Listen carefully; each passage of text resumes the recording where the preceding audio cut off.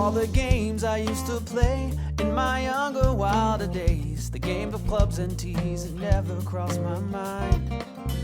But after some discussion with my closest, dearest friends, I decided that I'd give it. Welcome in to another episode of the Turn Fantasy Golf Podcast, brought to you by Rotoballer.com. As always, I'm Andrew Putters with my partner in crime, Joe Nicely, lead golf editor up there at Rotoballer.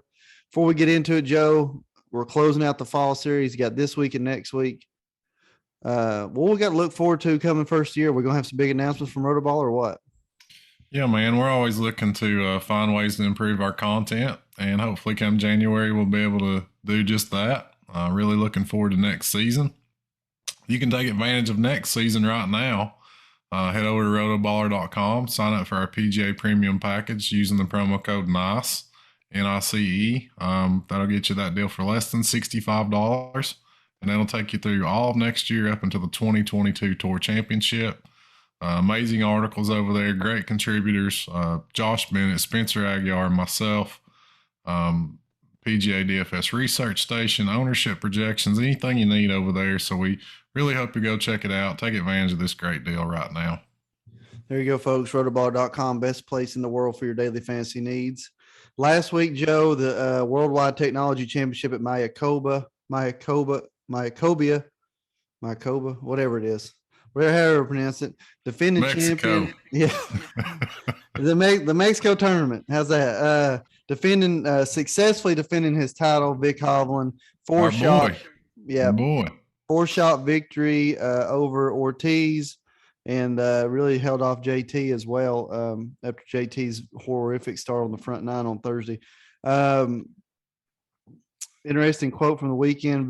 Victor did say that his chipping was really elite this weekend, which I thought was humorous, but really just a good player, and obviously plays well in golf courses where he's comfortable at, Joe. So any drawbacks from this week? I didn't get an opportunity to watch much of it just because we're full blown into football season, and it seems like if you watch a Tennessee football game, it lasts 6 hours now. So didn't get a chance to watch much golf this weekend, but. What do you got what did you take? Did you get a chance to watch any of it? Watched a little bit, man. Honestly, not as much as I would like to. It was a really fun leaderboard, man. B-Hova, you know how we feel about him on this show. One of our favorites, just as a golfer and as a guy. Matty Wolfe was up there. The resurgence continues for him. JT was up there. A couple guys that we really liked last week, Aaron Wise, Taylor Gooch were up there, Joaquin Neiman. So just a really fun leaderboard, man. I actually wish I got to watch a little bit more of it than I did, but that's always a great tournament. It's kind of become a staple of the fall, the swing season, one of the better events each and every year, and the field only continues to get better and down in Mayakoba every year. So I'm going to always look forward to that one, kind of mark it on the calendar. And Hovland, man, another big win, back-to-back, third win on the PGA Tour, past Palom Greens. Victor obviously loves them, does extremely well on those. We talked a little bit last week. It can kind of maybe help the guys that aren't the best putters in the world. But just a beautiful player from tee to green, man. That ball striking is always going to be there. Gives him a chance basically on any type of layout. Just hits the ball so straight. So really good to see him, man. One of our favorites on this show, and cool to see him get a win. Big Hovland, 23 under, wins the Worldwide Technology Tournament down in Mexico. Moving on this week, formerly known as the Shell Houston Open, and then it was the Vivint Houston Open. Now it's moved on to the Hewlett Packard Enterprise Houston Open. It's a really, really old event on tour. It came around in 1946. They threatened to cancel it about 6 years ago, I think it was, and that's whenever they moved it over to the fall series. 2018, they moved it over to the fall swing at that point. They played it here. The tournament's held at Memorial Park in Houston, Texas. Par 70, 7,400 yards roughly. Bermuda greens throughout. This golf course was designed in 1936. And it's owned by the city of Houston. Me and Joe were talking before. We think this might be the only city-owned golf course that's a regular event on tour. I'm not positive about that, but we know it's one of the few public courses that the tour stops at yearly. Like I said, really got a lot of history surrounding this tournament, and that's why they moved it to the fall series instead of canceling it. It was renovated in 2019 by Tom Doak. Several changes throughout the golf course. I think this was the second year that they played it here. In recent time, they played it here many years ago, back in the 40s. So, this tournament back in the day was historically the week before the Masters, Joe, and they did that because of the lightning. They were able to have similar styles of green, similar speed of the green, like they do at Augusta, and that was a lot of people that chose to play here because of that.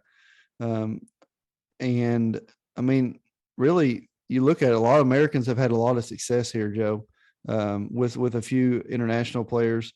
One note, 2020 winner, the only time here in recent time, Carlos Ortiz won. He came in second last week, so we're going to go ahead and highlight him as a hopeful for this week. But Joe, anything you want to talk about Memorial Park before we get into the slate? Yeah, man, you mentioned kind of some of the history of it. Even though we've only got 1 year under our belt, feels like we're kind of very familiar with this event as a whole. You mentioned used to be always before the Masters, and actually last year's was also before the Masters because the Masters was in November because of COVID. And we actually see some there's actually some noticeable Masters crossover here, man. We saw DJ play really well here last year. Hideki Matsuyama play really well here last year. So, there's some similarities. One of the interesting things about this course, not a ton of bunkers, very few bunkers on this course, lots of runoffs around the green, lots of kind of slick slopes around the green. So there's some Augusta stuff going on there. And also, Andrew, one of the tougher courses that we've seen, I believe I seen earlier today, the fifth toughest non-major golf course on the schedule last year. The winning score, I believe, was 13 under. You mentioned Carlos Ortiz. So this is going to be a little tougher test for these guys than we've seen throughout the swing season. So it's going to be interesting, man. 5 par threes, 3 par fives, just a kind of a different layout. And I expect that it's going to challenge these guys a little bit. Yeah, I mean, really, as I look at the leaderboard from 2021 last fall, which that's weird. It's because we're still in 2021. But if you look in the leaderboard from last year, you don't see really any trends. I don't really see, if I look down through his names, I don't really see players that have a lot of things in common up here at the top 20, Joe. Maybe iron play or approach looks to be possibly, but I mean, I see a good mix of bombers. I see a good mix of good putters. I see a good mix of tee to green. I don't really see a good mix of really great putting, Joe. So it's pretty interesting just looking at the course in general before we look at the slate. Yeah. Statistically, I think long irons are going to be important statistically. Because this is a little bit tougher golf course, I kind of look for bogey avoidance. Carlos Ortiz won here last year. He led the field in scrambling. So maybe that's something we want to keep an eye on. Not a lot of times that's not something we weight a ton in DFS, because the thought process being if your guys are scrambling and they're not making birdies and you're not really trying to get them in your lineup. But on a tougher golf course like this, I think it will come into play a little bit this week. Maybe the most common thread that you see, AP, amongst those guys that played well here last year, just guys that historically have played well on tough golf courses, really. I think there's a little bit of PGA National, maybe a little bit of Copperhead course, some of the tougher Florida courses, maybe a little bit of Riviera, a course that plays fairly tough. Maybe there's a little crossover there. So I'm kind of looking – golf courses that traditionally play fairly tough that we regularly see on the schedule, kind of see if there's any crossover there. But really interesting, man. Interesting to dive into this one. And it's always fun when we see a course that's going to challenge these guys a little bit. I agree, Joe. So interesting field this week. I wouldn't say it's not going to wow you with star power, but there's a lot of great solid players here at this event. So you might be able to find some decent value mid slate here. So let's jump right into it. 10,000 above: Hatton, Cam Smith, Wolfe, Finau, Sunjay, Scheffler, Sam Burns at the top at 11-1. If I'm going to bogey avoidance right off the top, I'm looking at T Hatton. I know he's not super strong, super long, so therefore he might have a little bit longer irons in than the rest of these guys. But I mean, him and Finau, to me, bogey avoidance is going to be pretty high, I'd imagine. I mean, Tony hits it so far. He's a really good long iron player, Joe. So that's the two guys I'm looking at in this range. Not really sure if I'm going to green light any of them. But I like those two in this group. Yeah, totally fine with those guys, Andrew. Nothing at all wrong with those plays.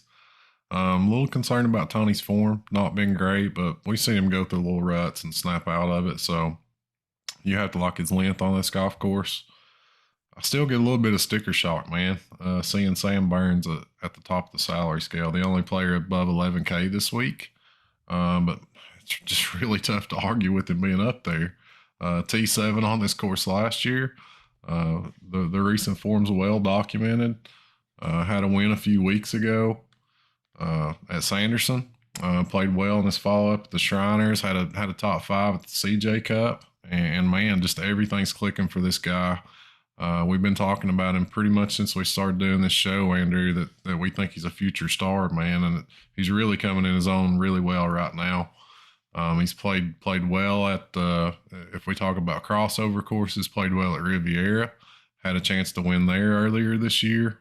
Does have a win on the Copperhead course at the Valspar, has played well at PGA National. I mean, if we're just throwing out tough golf courses. So he's definitely got all the tools to play really well. Matt Wolfe is a guy that's opened some eyes during the swing season. His issues have been well documented over the past year. I'm a little concerned about the short game, but I mean, when you look back, this guy's played really well in U.S. Opens. Was right there with Brooks a couple years ago in the U.S. Open. Played well this year at the U.S. Open at Torrey, and we know the length's there. So Matty Wolfe, man, that might be knocking on the door of a victory. And then Cam Smith is the last guy I want to touch on above 10K. Just love his short game here. And if there is that Augusta crossover, we've seen him play really, really well in the Masters before. So I like the way his game sets up for this golf course. Plenty of room off the tee here. Not really a huge concern. That's what we usually want to worry about with Cam. But I love where his game is. Love the fit on this golf course. Cannot disagree with Cam. I know he can get a little wild with off the tee from time to time. That would be my only concern there. I do appreciate what you mentioned about Tony as far as form just hadn't seemed to be there since he had that really, really great, 10 tournament run there last year. He seems to have dropped off. I know he won back in August, but he was really solid there for many weeks and then dropped off mid-year. He came back and had a win at the end of the year, but like you said, his form in there. I'm really excited to talk about the 9K range, Joe. P. Reed, Ortiz, defending champion, Wise, who you've been dropping here recently. Taylor Gooch seems to play pretty well in tournaments where long irons matter and bogey avoidance matter. Joaquin Needham showed some signs of life last week. Adam Scott, you never know what you're going to get with him anymore. And really, this is the guy that, for whatever reason, I know he missed the cut last week, a couple of 71s. Who knows about non-major events, but this golf course, T5 last year, let's be honest, Joe, this is a Brooks Koepka style track. And you're getting a huge discount too, Joe. Yeah. Huge discount. Yeah, and he also had a little input on this design with Tom Doak. So I mean, there's kind of that thread there, that connection, and it kind of makes you feel like you might be a little more up for this one. You mentioned T5 here last year. We know his record on tougher golf courses, so this is one where we might want to give Brooks a look. I'm still a little skittish in non-majors. You can also argue that last year he's trying to gear up for the Masters at that point. This event was the week before the Masters, so how far do we want to look into that? If I'm going this 9K range, which I will be this week, AP, I'm looking at Taylor Gooch and Aaron Wise, two guys that you named, two guys that I was heavily invested in last week, two guys that I really like again this week. Love the form, love the fit. Both these guys can handle tough golf courses. They both played well here last year. Gooch had a fourth. Aaron Wise had a T11. Both coming in with excellent form. Gooch, over his last four, has finished inside the top 11 in each start with a couple of top fives there. We know what type of run Wise has been on. So, I think if, there's something to be said as you move down the salary scale, depending on your comfortability with those guys, there's something to be said with just starting your lineups right here in this 9K range and going really solid, really balanced. Yeah, we'd like to get up to the top of the board, but your lineups are only as good as the weakest golfer in it. So, sometimes you want to just, start down here in the 9Ks and go with more of a balanced build. That might be something I'll consider this week, especially because I do like those two guys so much. I'm just not sold on that Wise play yet, Joe, as far as because he's broke my heart for so many years. It seemed like, we were waiting for him to just take off and for a few years now. And just now it's just starting to look like he's taking that step forward, though. Yeah, he is. Made a putter change, Andrew. I think that's made a huge difference. You start looking at his swing season results. Even stretching back into to last year, we saw him play well in a couple of big events. Saw him play well at the Wells Fargo. Saw him play well at the PGA Championship. And then you look at the swing season, T26 at the Sanderson, T8, T5, T15 last week. Just really like the form. He's gaining strokes in every area of the game. So I hear you, man. It's kind of tough to trust. But at the same time, this is a talented kid, former NCAA champ, won on the PGA Tour very young, and seems like he's kind of got things sorted out here, ready to get back to competing to win tournaments. So I really like Aaron Wise this week. Yeah, you threw him out last week. Start off strong. So moving on the 8K range, which there's a name here that's going to be, I feel like, very highly owned. Haven't seen any ownership numbers yet, but Russell Henley at the top there at 8,900, followed by Kokrak, which form has been just not very good probably since the U.S. Open last year. Leishman, Bezenhunt, McNeely, Power, Tringale, Lowry, Griffin, Max Homa. I would argue the 8K Max Homa not only has better value, but I would actually pick him over Russell Henley, who's $900 more. And Max Homa's shown that he can win. So I love Max Homa in this spot at 8K, Bogey Awards type of golf course. Yeah, man. We're talking about, what golf courses have we tossed out there? Tougher tracks. And that's where Max Homa's really played his best golf. We saw him win earlier in the swing season at Silverado. Not necessarily a tough track, but he also has a win at Riviera. Earlier this year, has a win at Quail Hollow. So, this guy can handle tough golf courses. And as you mentioned at 8K, I like that price tag. Mad McNeely, as we dig into the 8Ks, is a guy that we like. This golf course is a little bit longer than we normally like to target, but he ended up making a really nice charge over the weekend down in Mayakoba. Had a strong finish, and he did have a T20 on this golf course last year. So, Mav's a guy we like to play. This 8,500 price tag is a little bit higher than maybe we'd like to see him in this field, but I certainly think you can take a shot there. You mentioned Russell Henley.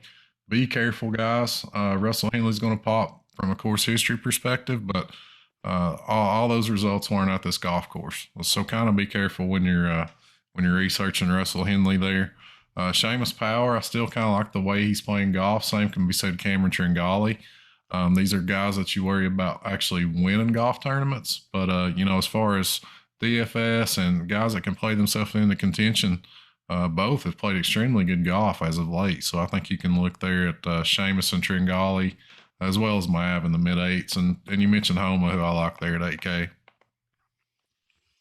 Yeah, so Joe, as we get down in the 7s, it gets a little bit thinner, faster.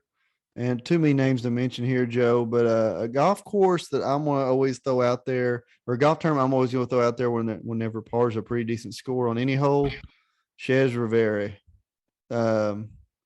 Like Chez anyway, he's never going to give up.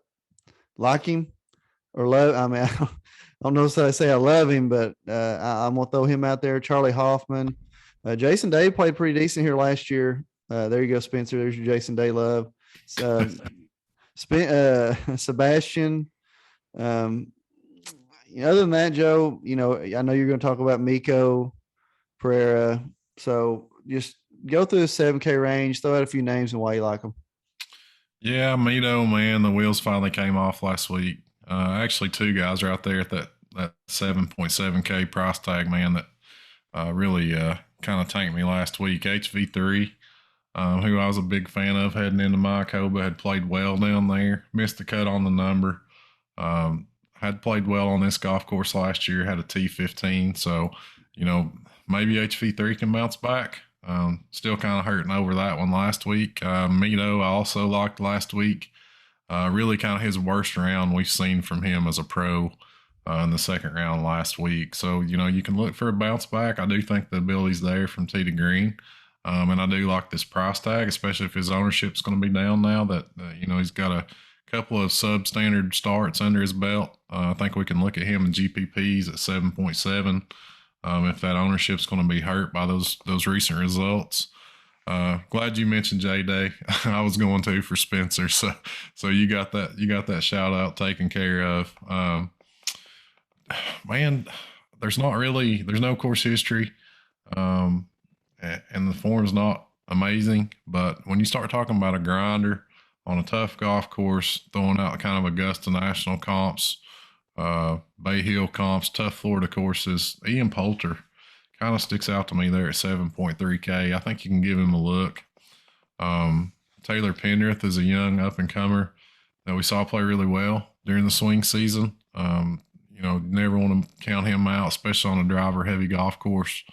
Harry Higgs has played well throughout the swing season. And he's got a great short game, which might come into play this week, as we mentioned in the intro, Andrew. So might want to give Harry Higgs a look there. That's really all I got for the 7Ks, man. I think there's a lot of ways you can go, a lot of viable plays, and it's just going to kind of come down to preference as you go through the week and go through your research. Yeah, and 7Ks, I feel like we got a lot of inconsistent players there and a lot of players that wouldn't surprise me if they're in the top 10 at any moment. Like a Lee Westwood, he's probably good for one or two top 10s a year. But, he can miss the cut just as easily. So that's just a name there in the 7K range. Moving to the 6s, same thing here. There's some guys down here that have some opportunity. And before I get handed over to you to throw out your 6 or 10 names down here in the 6s that you always like, is this the week that we're going to throw out Molinari? Any tournament that maybe 12, 14 under or less, tougher golf courses, that might be a chance to throw Molinari out there. He's at 6,600.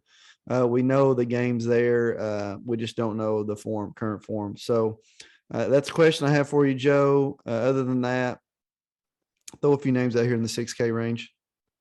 Yeah, at 6.6, Andrew, if you're going to take a shot on him, this probably isn't a bad spot. Coming off a miscut in Mexico last week. Didn't play great in his other swing season start at the Shriners. I think he made the cut there, but didn't play very well. But if you are going to kind of try to get back on the Molinari train, this might not be a bad spot. Seems to be a good course fit. Not a ton of guys for me in the 6Ks this week that I'm going to go through, AP. Luke List, I'll toss out just because he's just such a good ball striker. We know this is going to be a tough golf course. I kind of always like to lean towards him on tougher tracks. So, I would give Luke List a look there at 6.9K, even though he's extremely inconsistent. Same can be said of Russell Knox. Another heartbreaker for me last week, right there kind of with HV3 and Mito, was one of the guys that really let me down last week. Kind of puzzling to me, but, I think you can look for him to bounce back. He had a T15 on this golf course last year. And had been playing really good golf in the swing season up until last week. So, Russell Knox is worth a look. Adam Long's a guy that's on a little bit of a hot streak, has been playing well. He was a course history beast last week and another top 25 for him at Mayakoba. So can we stick with Adam Long? He had a T22, had a T11 on this golf course last year. So, I might just try to ride the hot hand there with Adam Long at 6'8". Grayson Siggs, a guy I've talked a lot about. since he came up from the KFT.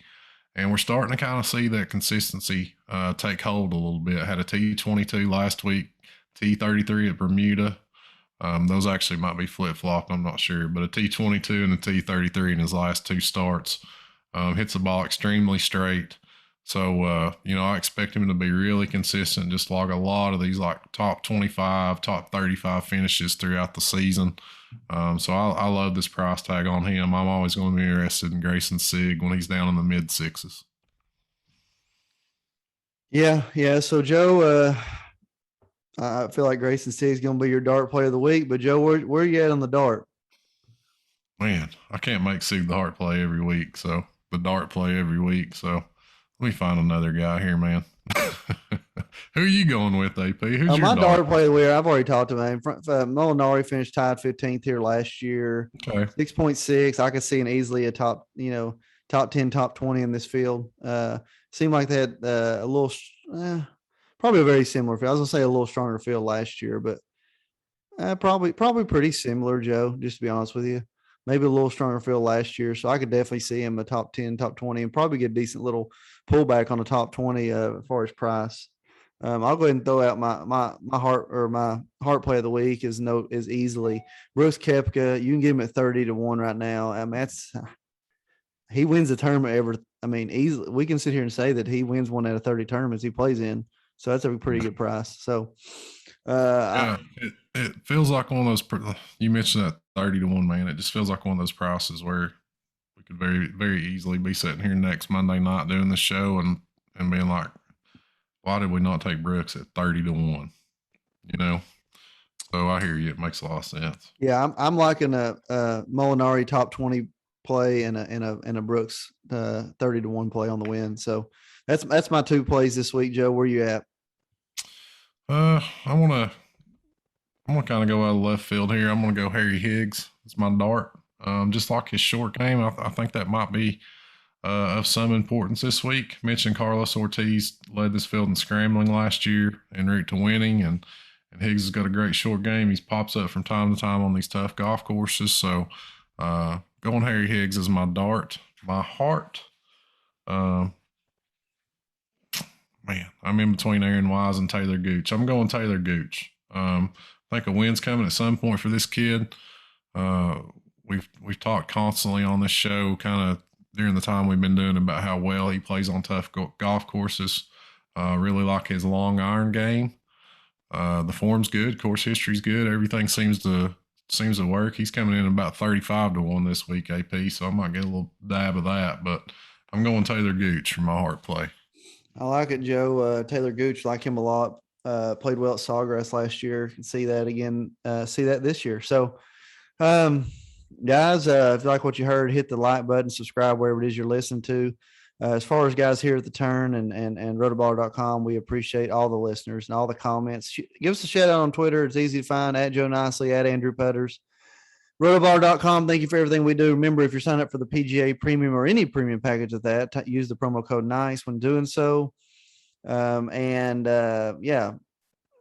Houston Open coming up this weekend. Can't wait to see what happens. Everybody, you've listened to the Turn Fantasy Golf Podcast. I've already hit 3 in the lake. It's gone.